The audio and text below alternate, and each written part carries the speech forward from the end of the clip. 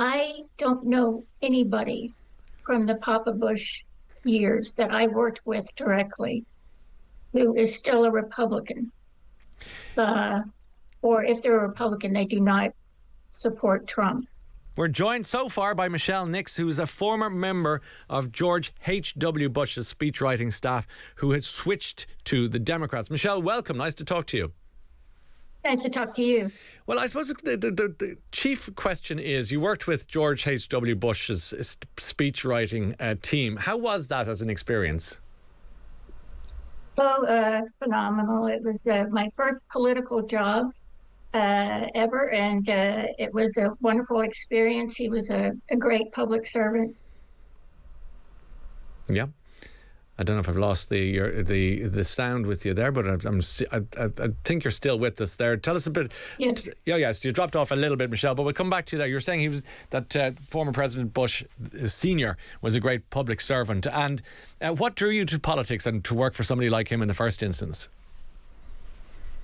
Well, honestly, I just sort of lucked into it. I was finishing up a graduate degree, and my professor knew the new head of speechwriting at the White House. And it was something I was interested in, and she got me in front of him. Honestly, I often think, as apolitical as I was at the time, that if it had been a Democratic president, I would have been equally as interested. I just was not, I did not have a partisan hat on. Okay.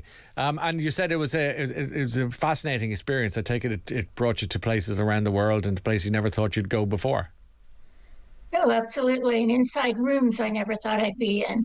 Right. And tell us, I'm so sorry, the delay isn't beautiful, but we'll get there. Our other guest is it's gone a little bit AWOL, but we're going to try and track him down as we're chatting, Michele, if that's okay with you. So I'm going to put the spotlight on you for the next few minutes, if that's all right. And tell me again about, we've been working with George H.W. Bush, I should say. And does that mean, as you work for a particular president, that you espouse their politics? You said it could have been any president necessarily, but do you become more, if you like, Republican when you're working for a Republican president? Well, I grew up in a Republican household, and I did have some exposure to that. I just was sort of that Jimmy Stewart mindset. I just believed that we all could go to Washington and golly gee whiz, we could, do our best for the country. So the notion that we would argue with another side was not in my mind. And as a matter of fact, it was a different time in politics, and I do not recall instances within the Papa Bush White House of people on staff talking egregiously about the Democrats or talking hatefully. As a matter of fact, I remember my boss, the White House communications director, often saying that we both want the same things. Both parties want the same things. We just disagree about how to get there. So it was just a different time in the political era, and very different than it is today. So in a sense, you are describing the, Mr. Smith goes to Washington feel, whereby there wasn't the acrimony that you see today. You saw kind of the better era of American politics, certainly compared to today's. Absolutely. It just goes to tell you the kind of president that George H.W. Bush was. Eventually seeing the degradation and corrosiveness of his party, he voted for Hillary Clinton in 2016. This was not a man that was, an enemy of, or saw the Democrats as an enemy. He socialized with a lot of the Democrats in Congress. It was a very respectful relationship. Of course, he was beaten, wasn't he, by Bill Clinton, who took the White House for 2 terms, and then of course. I often say that George H.W. Bush was a great public servant, a great man, but not a great politician. Why do you say that? Well, because I don't think that in terms of political strategy and the mindset to attack. As maybe other candidates can do. And also he just didn't have the same charisma as Bill Clinton. Yeah. And that just didn't translate in front of the camera. But arguably his son had more charisma than himself. Yeah, No? absolutely. He did a little better. I mean, he wasn't as polished, Yes. but but Bush was a lifelong public servant. Yeah. He had served in many roles throughout government throughout his long public service career. You know, George W. came to it much later, but he did have the benefit of better communication, and that did help him. No doubt. And I'm curious, Michelle, at what point did you find yourself being drawn towards the Democratic fold to facilitate your flip, as it were? Was it a particular event, or was it a series of circumstances? But it was an evolution. Mm.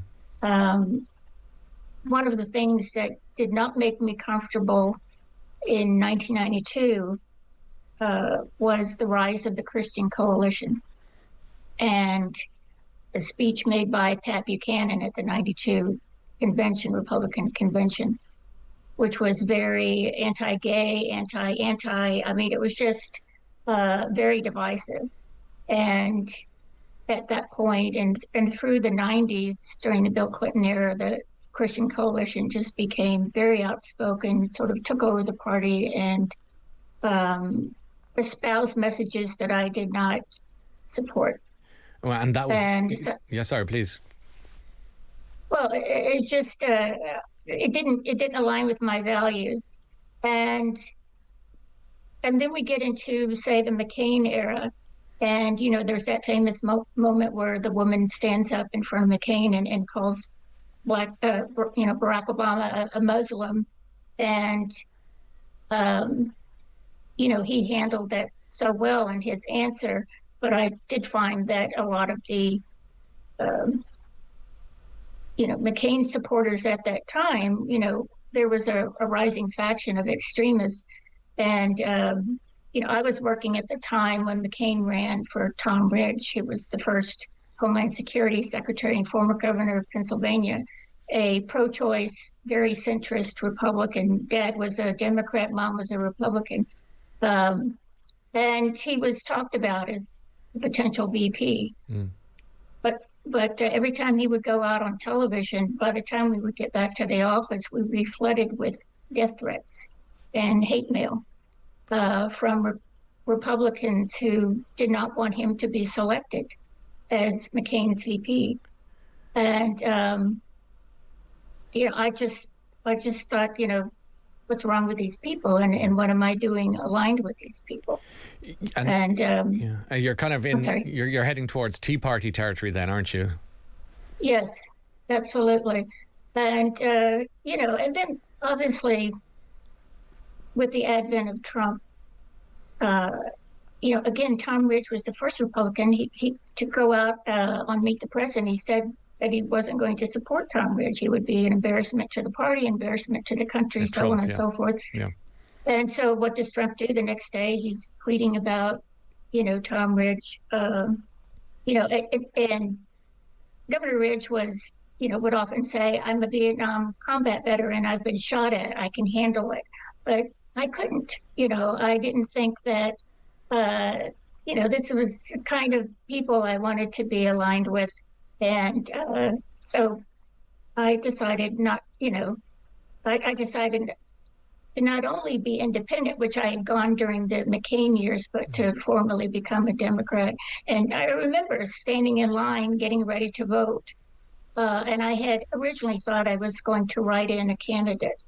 But I stood there and then thought, what am I doing? I'm going to throw away my vote.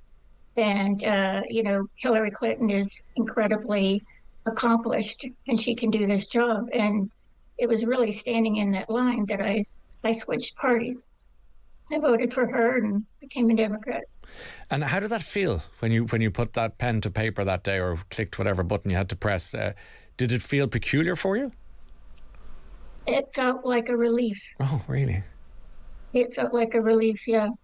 I felt like maybe that's where I always belonged.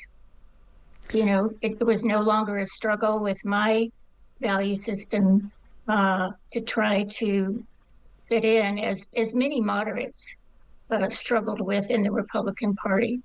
But yeah, I just felt like, I could say what I feel and I didn't have to hold back. And yeah, There was a sort of with the arrival of Donald Trump, and I'm not trying to trying to bash him. It's too easy and too obvious. But there was definitely an issue with civil discourse, and I saw it myself whenever I go to the States, where you couldn't really bring up politics in the way you used to be able to, because it was such an interesting subject for people like you and me. But it was just became like bringing up a family feud at Christmas. It just became difficult. yes. Well, and families have broken apart because of it. Yeah. I mean, it's really taken over the culture. It's coarsened the culture. It's very unfortunate. We've never had a president before who spoke like this about other people. Mm. It was, it wasn't perfect, obviously, but it was new. And as you've heard a lot, it broke norms. And we were used to presidents being, figures who spoke to both parties, who spoke to Americans, and didn't speak divisively. And that was just not the case. And any sort of disagreement would be handled respectfully. And with Trump, clearly that's not the case. And it's just, it was just a very odd time and something very strange for Americans to digest. And when he got elected, that famous evening when Hillary Clinton had, of course, the celebration hall with the glass ceiling that was going to have the special effect that had been broken through. Every media outlet said it was going to be Hillary Clinton by a country mile and so on. Becomes apparent, obviously, in the swing states, she's lost them. Not a great campaign, etc., etc. And you realise bit by bit that Donald Trump was going to be elected president of the United States. Donald Trump. Can you remember watching that happening when the first announcement started flashing on your news channel? Well, yeah, it was disbelief, sort of denial, disbelief. Yeah, it was just, and I think immediately there were, in that denial of a lot of people, there was some sort of desperate talk about, well, maybe it will change. Maybe he'll change once he sits, in the Oval Office. Maybe he'll become more serious, that kind of thing. I didn't feel that way because he can't control himself. His impulses are too strong. But you just sort of waited for the tragedies to start mounting, and of course that is what happened. Whenever I bring up the subject, for example, of, say, Donald Trump talking to someone like yourself, Michelle, they say respectfully, people will say, yeah, but, you're talking about him. We can smell your derogatory questioning about him and so on. He was elected democratically in the first instance, 2016. Obviously, he was elected democratically again, second time, and by the majority of people. So it's kind of hard in some ways because, Michelle, your compatriots, your fellow citizens have endorsed your president twice. Yes, yes, but I will say that what has been interesting to me is I don't know anybody from the Papa Bush years that I worked with directly who is still a Republican. Or if they're a Republican, they do not support Trump. Yeah. Equally, I can say that for when I was working for Tom Ridge when he was head of Homeland Security, I know about two people.